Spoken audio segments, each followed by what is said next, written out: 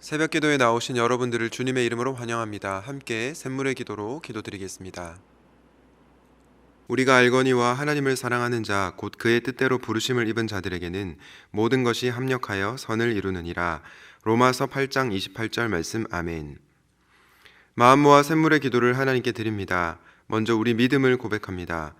그러므로 주께서 친히 징조를 너희에게 주실 것이라. 보라, 처녀가 잉태하여 아들을 낳을 것이요 그의 이름을 임마누엘이라 하리라. 아멘.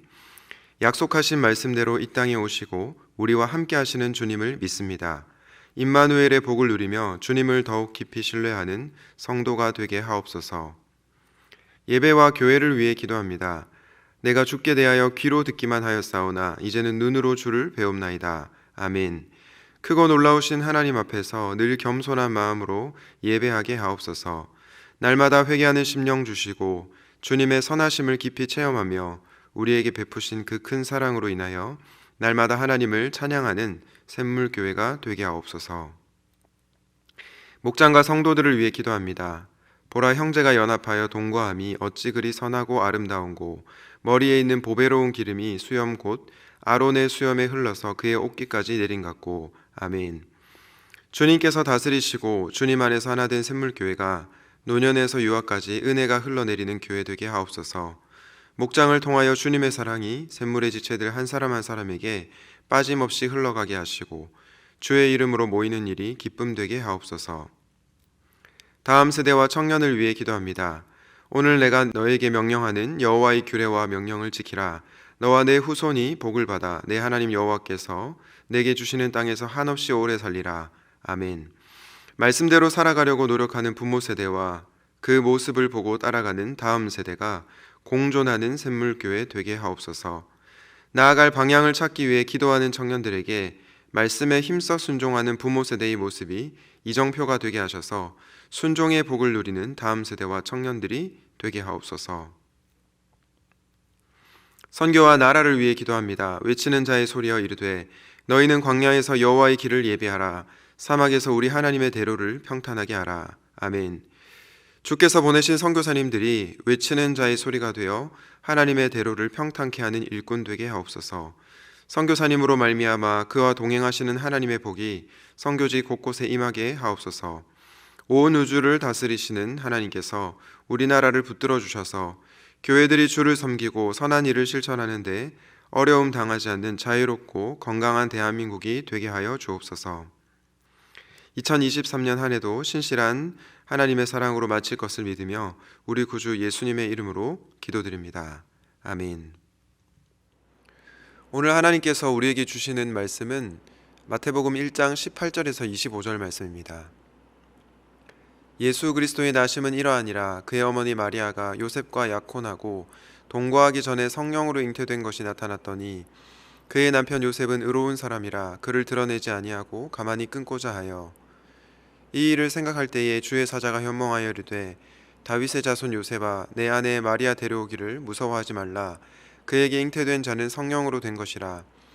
아들을 낳으리니 이름을 예수라 하라. 이는 그가 자기 백성을 그들의 죄에서 구원할 자이심이라 하니라. 이 모든 일이 된 것은 주께서 선지자로 하신 말씀을 이루려 하심이니 이르시되 보라, 처녀가 잉태하여 아들을 낳을 것이요 그의 이름은 임마누엘이라 하리라 하셨으니 이를 번역한즉 하나님이 우리와 함께 계시다 함이라. 요셉이 잠에서 깨어 일어나 주의 사자의 분부대로 행하여 그의 아내를 데려왔으나 아들을 낳기까지 동침하지 아니하더니 나음에 이름을 예수라 하니라. 아멘. 오늘의 말씀은 비교할 수 없는 그리스도, 비교할 수 없는 예수 그리스도입니다. 오늘 본문은 우리가 잘 아는 마리아가 성령으로 예수님을 잉태한 사건을 다루고 있는 본문인데요. 당시 결혼하지 않은 여인이 아이를 갖는 것은 이혼 사유가 되었습니다. 그런데 그의 남편 요셉은 의로운 사람이어서 그 일을 가만히 끊고자 하였다라고 말하고 있습니다. 요셉은 마리아가 성령님으로 잉태한 것을 몰랐기 때문이죠. 갑자기 예수님을 잉태한 마리아도 또 그 소식을 들은 요셉도 너무나 큰 충격과 또 당황스러운 소식으로 다가왔을 것입니다. 그런데 마리아와 요셉이 겪은 사건보다 훨씬 더 충격적인 사건이 있습니다. 그것이 무엇입니까? 바로 하나님이신 예수님께서 이 땅 가운데 사람의 몸을 입고 오셨다는 것입니다. 이 예수님은 이 세상 그 누구와도 비교할 수 없는 그리스도이십니다. 저는 성탄절인 오늘 그 누구와도 비교할 수 없는 예수 그리스도를 오늘 본문을 통해서 여러분들이 묵상할 수 있으면 좋겠습니다. 그리고 그 예수님을 찬양하는 하루가 되기를 바랍니다. 그렇다면 비교할 수 없는 예수 그리스도, 그분은 어떤 분이십니까? 먼저 첫 번째로 약속에 신실하신 분이십니다. 마태복음 1장 22절 말씀입니다. 이 모든 일이 된 것은 주께서 선지자로 하신 말씀을 이루려 하심이니 이르시되. 주께서 선지자로 하신 말씀이라고 하는데요, 이 선지자로 하신 말씀이 어떤 말씀입니까? 바로 구약의 이사야 7장 14절 말씀입니다. 이사야 7장 14절 말씀에 그러므로 주께서 친히 징조를 너희에게 주실 것이라. 보라, 처녀가 잉태하여 아들을 낳을 것이요 그의 이름을 임마누엘이라 하리라.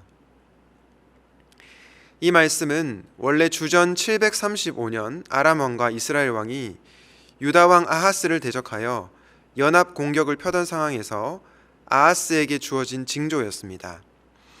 그 징조는 한 젊은 여자가 아이를 낳을 것인데, 이 아이가 누구냐? 바로 메시아이신 예수 그리스도를 나타내는 것이죠. 예수님은 이렇게 이 땅에 예언을 이루시며 말씀대로 이 땅에 오셨습니다. 이처럼 예수님은 약속에 신실하신 분으로 약속의 말씀을 성취하시는 분이십니다. 여러분, 우리가 이 세상을 살아가면서 왜 많은 사람들에게 실망을 합니까?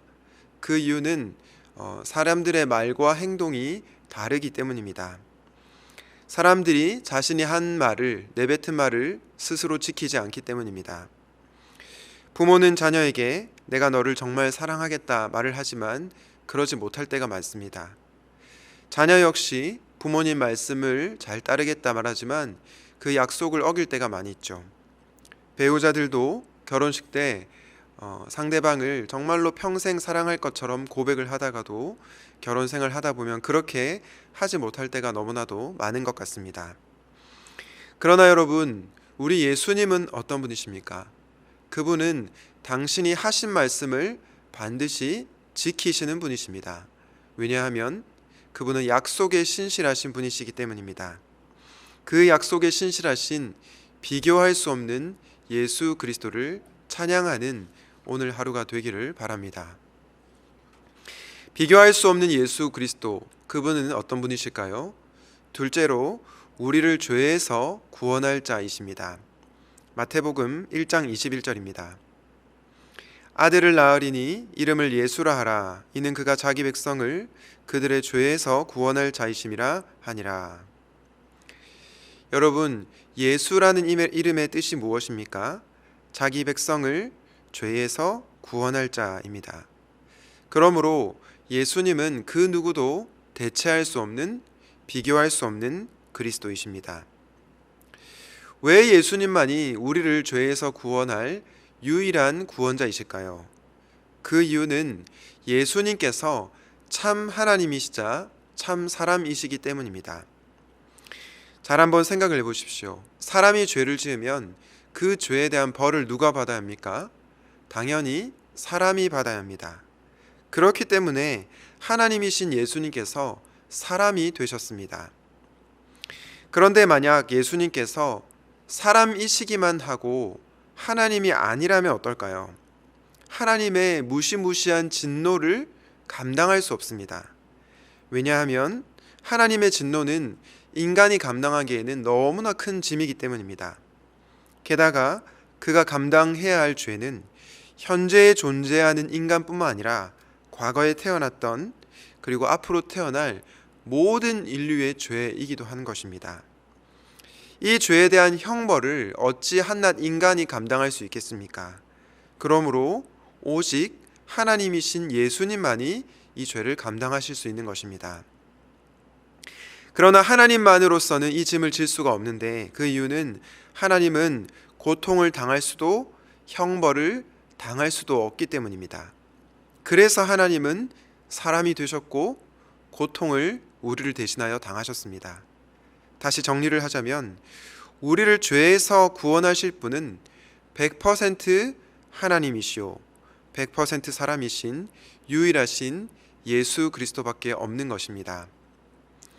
로마서 5장에 따르면 우리가 아직 연약할 때에, 그리고 우리가 아직 죄인 되었을 때에, 그리고 심지어 우리가 하나님과 원수 되었을 때에 그리스도께서 십자가에서 죽으심으로 말미암아 우리가 하나님과 화목하게 되었다라고 말씀하고 있습니다.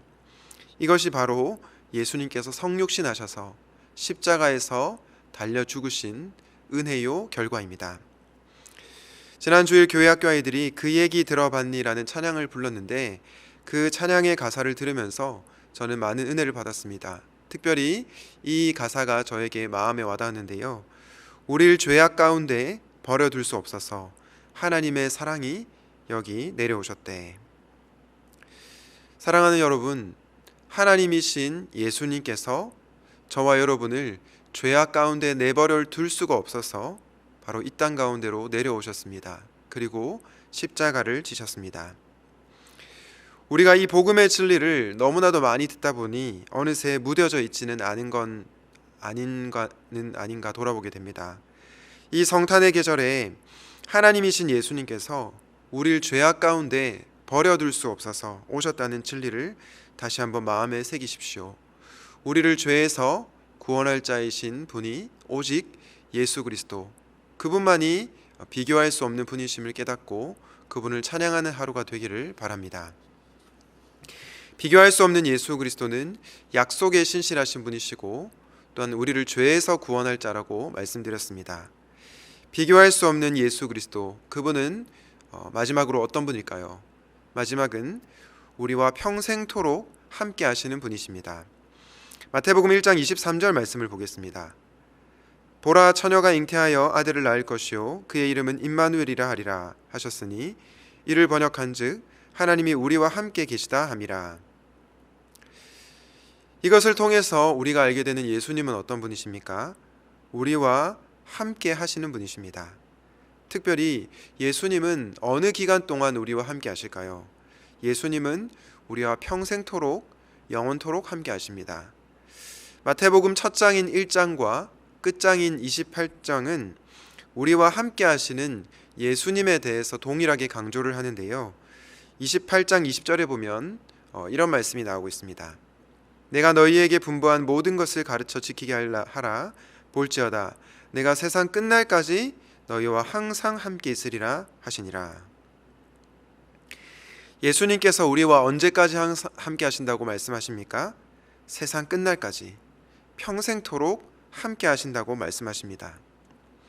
여러분, 이 약속은 허언이 아닙니다. 왜냐하면 우리가 살펴본 것처럼 예수님은 약속에 신실하신 분이시기 때문이죠. 그래서 그분이 하신 약속의 말씀을 반드시 지키시는 분이십니다. 예전에 봄날이 간다라는 영화에서 유행하게 된 대사가 있었습니다. 바로 어떻게 사랑이 변하니라는 대사였죠. 그 영화에 보면 남자 주인공과 여자 주인공은 서로를 너무나 사랑하는데요. 그러나 겨울에 만난 두 사람의 관계는 봄을 지나 여름을 맞이하면서 삐걱거립니다. 예전과 달라졌음을 느낀 남자 주인공은 여자 주인공에게 어떻게 사랑이 변하니? 그런 말을 합니다. 영원할 것 같았던 두 사람의 관계가 결국은 끝이 나버린 것입니다. 그러나 여러분, 우리 예수님은 어떤 분이십니까? 그분은 저와 여러분을 절대로 떠나지도 버리지도 않는 분이십니다. 왜냐하면 말씀드린 것처럼 그분께서 세상 끝날까지 내가 너희와 항상 함께 있겠다고 약속하셨기 때문입니다. 이 예수님은 세상의 사람들과 비교할 수 없는 그리스도이십니다. 바라기는 우리와 평생토록, 아니 영원토록 함께 하시는 그 예수님을 바라보며 기뻐하는 성탄절이 되시기를 주님의 이름으로 축복합니다. 성탄절에 묵상한 비교할 수 없는 예수 그리스도, 그분은 약속에 신실하신 분이셨고 우리를 죄에서 구원할 자이셨으며 마지막으로 우리와 평생토록 함께 하시는 분이셨습니다. 이 예수님을 더 깊이 알아가고 그분을 찬양하는 오늘 하루가 되시기를 주님의 이름으로 축복합니다. 오늘 말씀을 기억하면서 약속에 신실하시고 우리를 죄에서 구원하시며 우리와 평생토록 함께 하시는 비교할 수 없는 예수 그리스도를 찬양하는 하루가 되게 달라고 기도하도록 하겠습니다.